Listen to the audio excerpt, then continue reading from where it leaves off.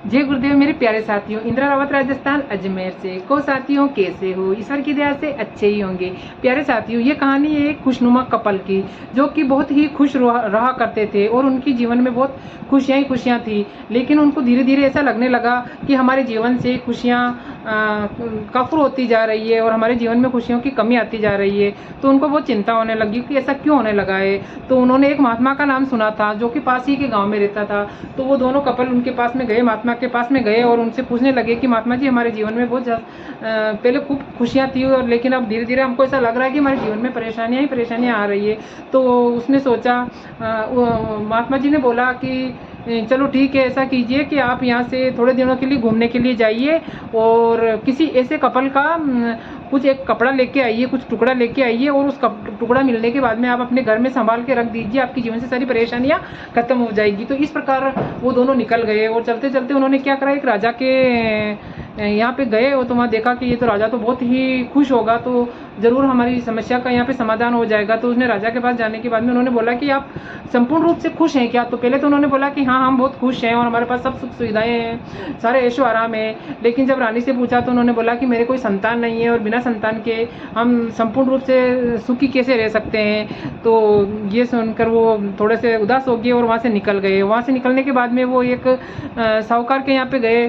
तो लोगों ने बोला था कि साहूकार के सब कुछ है और वो बहुत खुश है। जैसे ही वहाँ पर गए तो उन्होंने बाहर गार्डन के अंदर खूब सारे बच्चों को खेलते हुए देखा। तो उन्होंने सोचा, चलो ये तो बहुत ही ज़्यादा खुश होंगे क्योंकि इनके यहाँ तो बच्चे भी खेल रहे हैं। तो उन्होंने अंदर जाके उनके पास में बातचीत की और उनसे पूछा कि आप संपूर्ण रूप से खुश हैं? तो उन्होंने बोला कि वैसे तो हम संपूर्ण रूप से खुश तो हैं, लेकिन हमें इस चीज़ की परेशानी है कि ये जो इतने सारे बच्चे हैं वो बहुत ही ज़्यादा लड़ाइयाँ और झगड़े करते हैं, तो इसकी वजह से हम शांति से नहीं रह सकते हैं। तो हम संपूर्ण रूप से सुखी हैं ये तो हम नहीं कह सकते हैं। तो वहाँ से भी वो लोग उदास हो गए और आगे निकलने लगे। और जैसे ही वो आगे जाने लगे तो उन्होंने खेतों के पास से निकल रहे थे तो उन्होंने क्या देखा कि दो कपल थे, दो पति पत्नी थे, जो कि पत्नी तो पेड़ की छाया के नीचे खाना लेके बैठी हुई थी, जस्ट आई थी वो खाना लेके, और उसका पति जो खेत के अंदर से काम कर रहा था वो अपने हाथ मुंह धोकर वहाँ पर आकर बैठने ही वाला था। उनको देखकर उन्होंने सोचा कि ये बहुत ही खुश नज़र आ रहे हैं, ये ज़रूर संपूर्ण रूप से सुखी होंगे। तो उनके पास में जाके बैठे तो वो उनके पास बैठने का भी कुछ भी नहीं था, वो ज़मीन पे ही बैठे थे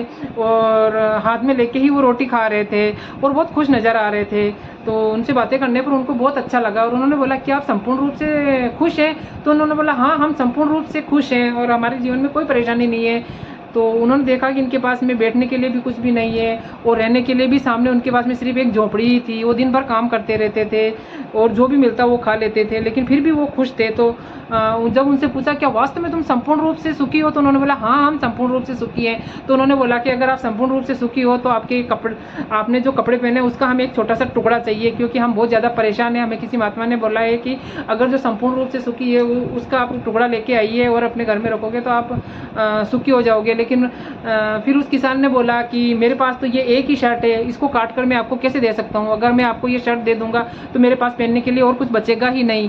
तो ये सुनकर उनकी आंखें खुल गई और उन्होंने वो सोचने लगे कि ये खुश क्यों है, क्योंकि ये किसी चीज़ की इच्छा ही नहीं करते हैं और जो कुछ भी इनके पास में है उसी के अंदर ये खुश रहने की कोशिश कर रहे हैं। क्योंकि इनके पास में झोपड़ी है लेकिन उसी के अंदर ये खुश हैं। ये नहीं सोच रहे हैं कि हमारे पास में बहुत बड़ा बंगला होना चाहिए और छोटी सी जो खेती है उसी के अंदर काम करते हैं, जो कुछ भी मिलता है वो खा पी के मस्त रहते हैं। इससे तो हमारी ज़िंदगी बहुत ही अच्छी है, तो क्यों ना हम भी खुश रह सके। तो उनकी आंखें खुल गई और वो बहुत ही हंसी खुशी से अपने घर पे गए और अपने हंसी खुशी अपने घर में अपने जीवन यापन करने लगे। और उन्हें महात्मा की बात बहुत अच्छी लगी थी, तो उनको बहुत बहुत शुक्रिया अदा किया। तो मेरे प्यारे साथियों, छोटी सी कहानी कैसी लगी? अच्छी लगी हो तो लाइक कमेंट और शेयर कीजिए। नए आए तो मेरे चैनल को सब्सक्राइब कीजिए। जय गुरुदेव।